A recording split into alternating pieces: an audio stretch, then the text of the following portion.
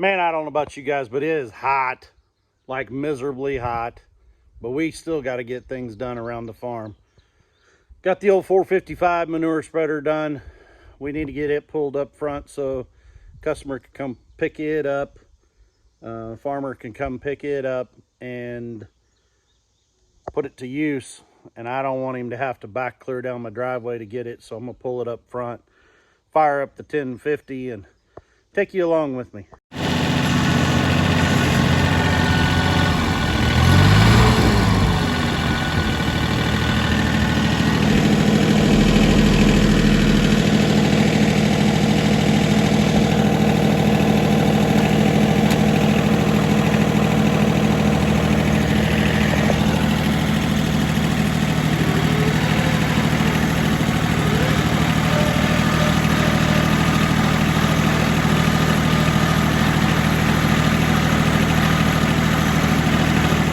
They said about the best laid plans. I don't remember it, but anyway, if you guys remember, I posted a video about the old brown 2009 F-150 that I was throwing an error code of P0022, which indicated that I had a bad VVT solenoid. I replaced that VVT solenoid and fired up the truck, and it run perfect. So I thought, problem solved. I drove the truck about 5 miles down the road, and it come back with way worse things than P0022.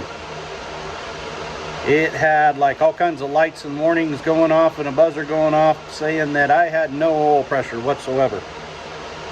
Well,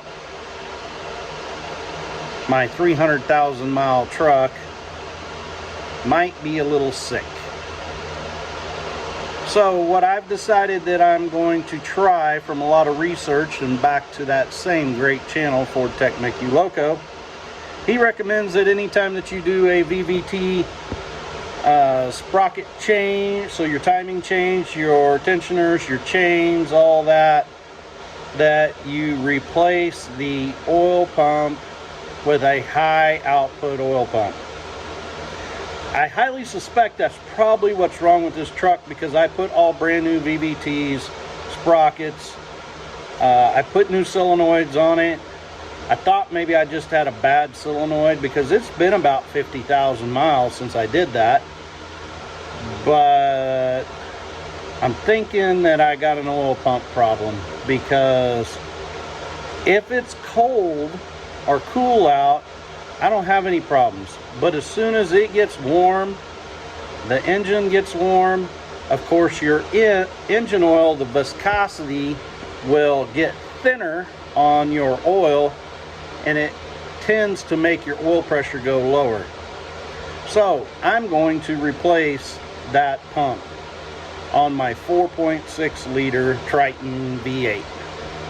So I already showed you the driver's side valve cover, removing it. In order to do this, you got to remove both valve covers, everything out the front of the engine, take the crank dampener off, and then to remove the front cover, take all your timing chains off and the pump sets behind it. Like I said, I already showed you guys how to do the driver's side. Now I'm working here on the passenger side. It's kind of a rinse, lather, and repeat of the other side. You just unplug all of your wires.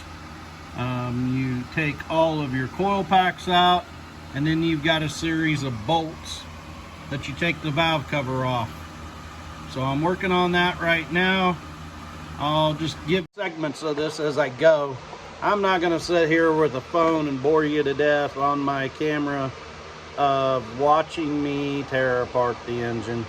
I think you can get the gist of what I'm doing by taking it a short video as I move through my steps. So stick around if you want to learn how to work on a 4.6 liter. I can maybe help you out some. This is not a 100% instructional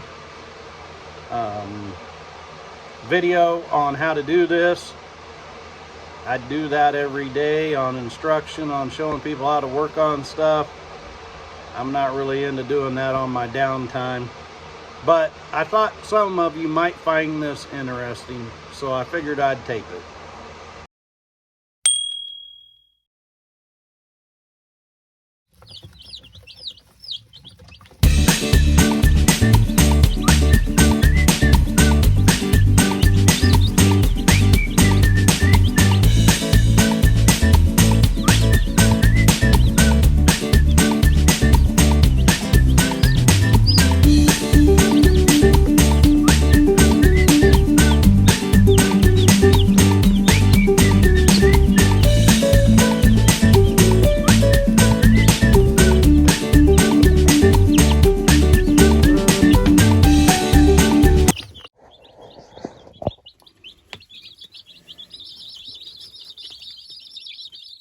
So, some tidbit of information. See how these baby chicks are so piled up right underneath our heat lamp? Well, backstory. Heat lamp got unplugged in the middle of the night. So we're hoping that these little guys will be okay. But the reason why your baby chicks pile up like that underneath the heat lamp is because they're cold. Either move the heat lamp closer, or the reason why these guys are cold is because their heat lamp was off. So be very diligent with that. Hopefully they'll be okay. But see how these guys are running over here and they're eating and they're running around. They're warmed up, so they feel okay now. You kind of want them spread out everywhere, but if they pile up like that, that means they're too cold. If it's been just a little bit and they're still doing that, you need to move your heat lamp closer. About 5 minutes or second again. Yeah, about 5 minutes or so, we'll come and check on them again and see how they appear to be. I mean, they're starting to spread They're out. starting to run and spread out now, so they're warming up now. Back on my 2009 for the second day because I got pulled away from the first day. So I've got valve covers off on both sides. Now it's time to take off the fan, radiator shroud. Let's get everything off the front end of this. It sounds way more intense than it actually is, but that's my next step.